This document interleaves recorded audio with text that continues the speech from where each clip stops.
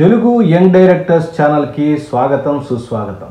ఈ రోజున ఒక సినిమా రివ్యూ ఇవ్వాలి. యాక్చువల్గా బుధవారం రోజు మన ఛానల్లో రివ్యూలు వస్తాయి, కానీ మంచి సినిమాలు థియేటర్లో లేకపోవడం ప్రధానమైనటువంటి కారణం. మంచి కంటెంట్ ఉన్న సినిమాలు మీరు అనొచ్చు కదా, ఇప్పుడు ఈ మధ్య రిలీజ్ అయింది కదా సార్ బార్బరిక్ అనే సినిమా, అది కూడా సూపర్ కంటెంట్ కదా. కరెక్టే. ఈలోపుగా సినిమా చూద్దామని అనుకుంటూ ఉండగా ఒక వీడియో నా కట్టబడింది. అది చాలా ఇప్పుడు బాగా సోషల్ మీడియాలో చాలా డిస్కషన్ జరుగుతుంది. దర్శకుడు కూడా కన్నీళ్ళు పెట్టుకున్నాడు, చివరికి చెప్పుతో కూడా కొట్టుకున్నాడు. ఒక చిన్న సినిమా దర్శకుడు, చిన్న సినిమా అంటే వాళ్ళున్న పరిస్థితుల్లో చిన్న సినిమా దర్శకుడు థియేటర్లో కనీసం 10 మంది కూడా జనం లేరే అని బాధపడుతూ తనకు వచ్చినటువంటి రెస్పాన్స్ను చూసి 2 స్టేట్స్లో చూసి బాధపడుతున్నాడు. ఏం చేయాలి నేను అని చెప్పి బాధపడుతూ తీసుకున్నటువంటి ఆ వీడియో నన్ను ఆలోచింపచేసింది. తెలుగు సినిమా ఇండస్ట్రీలో ఒక దర్శకుడు తన చెప్పుతో తాను కొట్టుకోవటం అనేది బహుశా ఇదే నేను ఎప్పుడు చూడలా. నిన్నేళ్లలో ఏ దర్శకుడు కూడా చూస్తున్నాడు. దర్శకుడికి రాకూడని దుస్థితి ఇది ఎందుకు వచ్చింది? ఇది నన్ను చాలా బాధించిన విషయం. మొన్న 18 రోజులు సమ్మె జరిగింది. తర్వాత ధన్మన్ జరుగుతుంది, ఇట్లా ఏదైనా కార్మికులకు అనుకూలంగా ఏదైనా జరుగుతుందేమో అని చెప్పి అన్నారు. నా ఛానల్లో కూడా ఒక ఎపిసోడ్ చేశాను. 15% వరకు ఇస్తే మంచిది ఓవరాల్గా అందరికీ అని చెప్పి నేను చెప్పాను. సరే, వాళ్ళ క్యాలిక్యులేషన్స్ వాళ్ళకు ఉంటాయి అనుకోండి, అది వేరే సంగతి. తర్వాత కూడా సాయంత్రం హడావిడిగా వచ్చేసారు, స్టార్ట్ చేశారు, నాయకులు పిలిచారు, సంతకాలు పెట్టారు, అయిపోయిందన్న. కొన్ని డిపార్ట్మెంట్ వాళ్ళు ఇప్పటికీ గగ్గోలు పెడుతున్నారు. 9 to 9 మాకు వర్కౌట్ కాలేదు, మాకు లాస్ అవుతున్నాం అని చెప్పండి. అది చివరికి ఏం జరిగిందో కానీ సినిమాలు అట్లా ఇట్లా కింద పడి నడుస్తున్నాయి. ఇప్పుడేమో ఈ పరిస్థితి. తెలుగు సినిమా ఇండస్ట్రీ పరిస్థితి కనుక ఇలాగే ఎవరో పట్టించుకోకుండా పర్వాలేదులే అని చెప్పి స్టార్లు, మాకు నడిచిపోతుంది, మా డబ్బులు మాకు వస్తాయని అప్పటికప్పుడు అనుకునే పెద్ద ప్రొడ్యూసర్లు, మనది కాదులే మనకెందుకులే అనుకునేటువంటి కొంతమంది పెద్ద మనుషులు, ఇలా ఎవరికి వాళ్ళు అనుకుంటే మాత్రం తెలుగు సినిమా ఇండస్ట్రీ యొక్క పరిస్థితి ఇంతకన్నా దారుణంగా తయారవుతుంది అని చెప్పడంలో ఏమాత్రం సందేహం లేదు. ఇది నా మాట కాదండి, పరిస్థితులు అలా తీసుకెళ్తున్నాయి.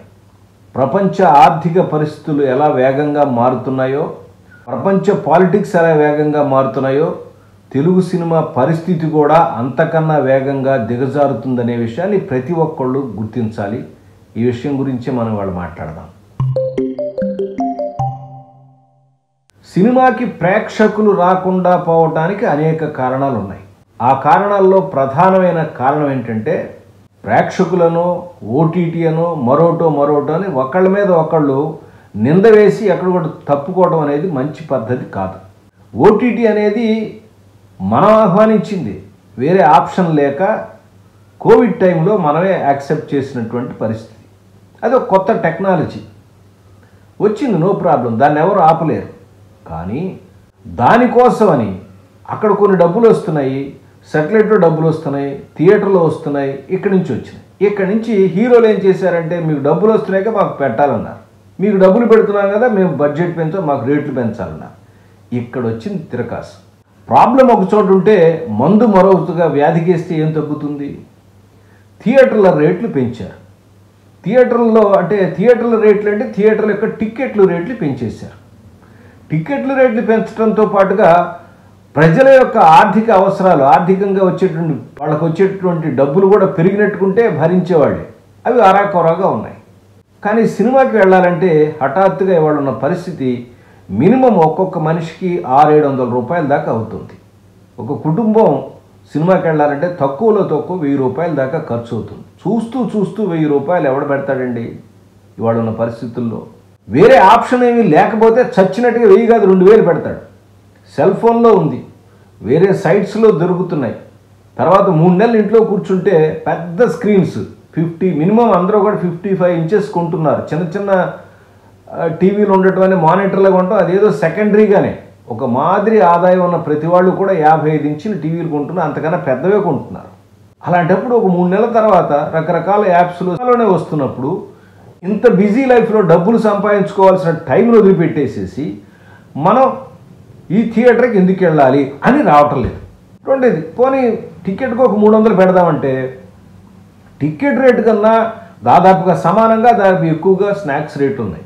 మొన్న ఈ మధ్యన ఒక చిన్న ట్వీట్ చూశాను, కొన్న కామెంట్ కూడా చూశాను. మహావతార్ నరసింహ సినిమాకి 150 రూపాయలు టికెట్ అయితే 350 రూపాయలు స్నాక్స్ ఖర్చు అయింది, 400 ఖర్చు అయింది. ఇద్దరు తినాలంటే 700 ఖర్చు అవుతుంది. చెప్పండి ఇప్పుడు ఎందుకు వెళ్తారు? సినిమా మాదిరిగా ఒక మాదిరిగా ఉన్నాం, మాదిరి కంటెంట్గా ఉన్నా సరే చూడటానికి రెడీగా ఉన్నారు, కానీ ఇలా బాధేస్తే ఎలాగా? ఇది పెద్ద ప్రాబ్లం. సినిమాలో కంటెంట్ బాగాలేదండి, కంటెంట్ ఉంటే వస్తారు, కరెక్టే. కంటెంట్తో ఎక్స్పెరిమెంట్స్ ఎప్పుడూ జరుగుతున్నాయి, ఇప్పుడు కాదు, సినిమా వచ్చినప్పుడే జరుగుతుంది. ఒక్కొక్క దర్శకుడు సినిమా అట్టర్ ఫ్లాప్ అవ్వాలని ఎవడు తీరు, సినిమా హిట్ అవ్వాలనే తీస్తారు. వాళ్ళ బుద్ధికి తోచి ఆ సందర్భాన్ని బట్టి వాళ్ళకు వచ్చినటువంటి కంటెంట్ బట్టి తీస్తూ ఉంటారు. కానీ ఇదివరకు కూడా ఇట్లాగే ఉండేది. పెద్ద పెద్ద సినిమాలు రిలీజ్ అయినప్పటికి కూడా దాదాపుగా ఒక వారం 10 రోజులు వాటికి ఒక బ్రీతింగ్ టైం ఉండేది. ఎందుకు ఉండేది?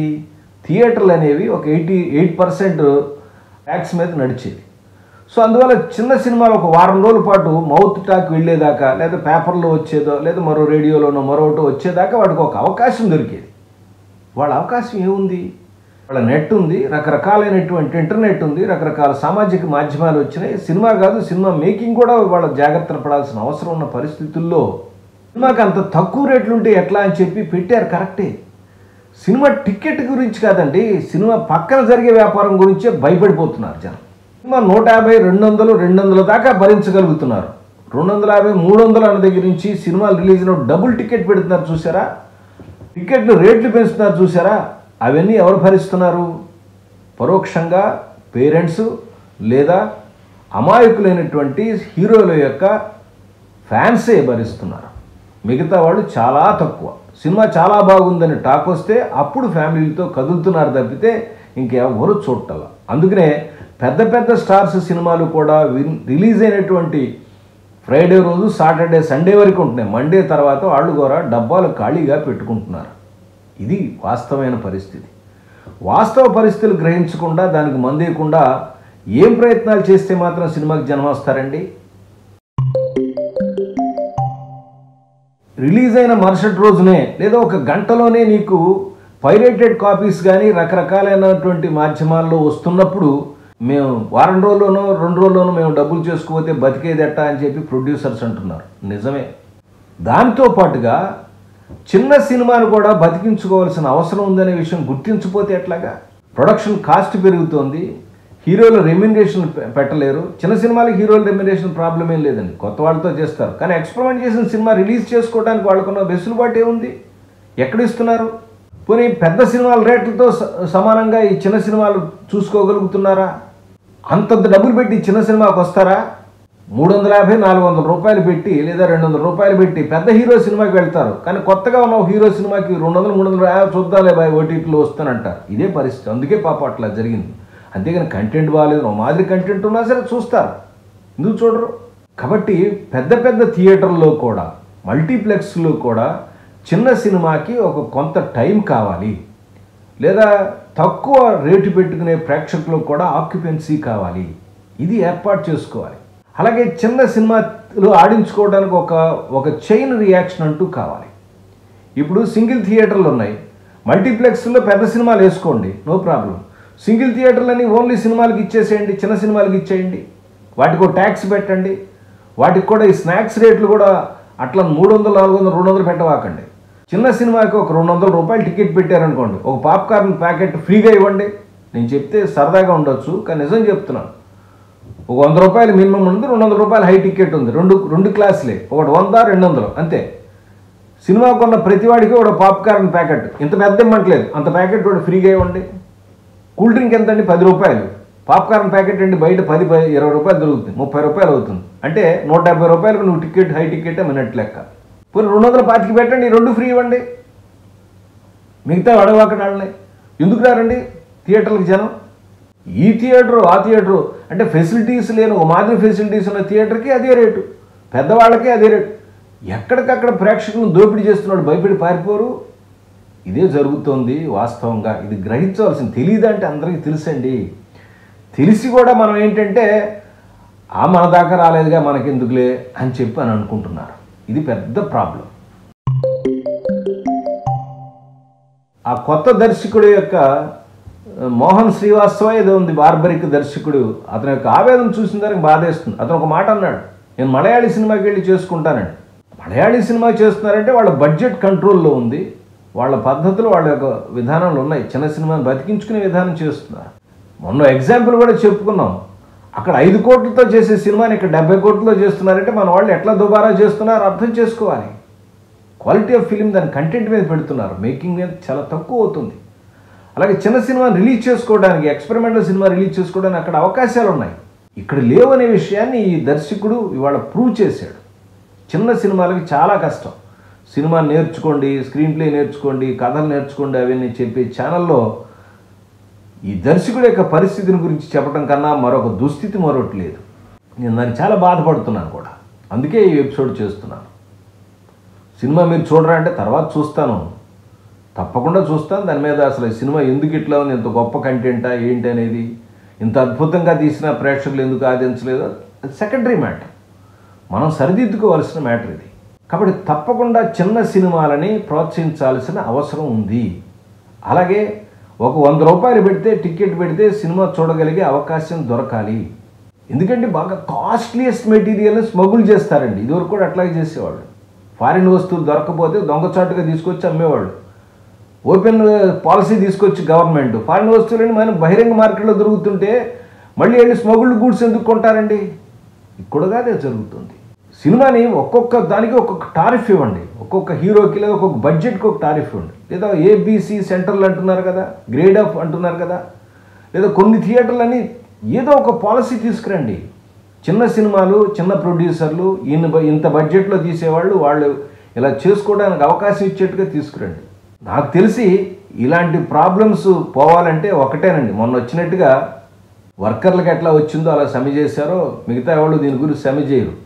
పెద్ద పెద్ద హీరోల సినిమాలు కూడా ఇప్పుడు చెప్పు తీసు కొట్టుకున్న సినిమా డైరెక్టర్ లాగా అయితే 10 మంది 5 మంది మొట్టమొదటి థియేటర్లో ఉంటే కనుక అప్పుడు అర్థమవుతుంది.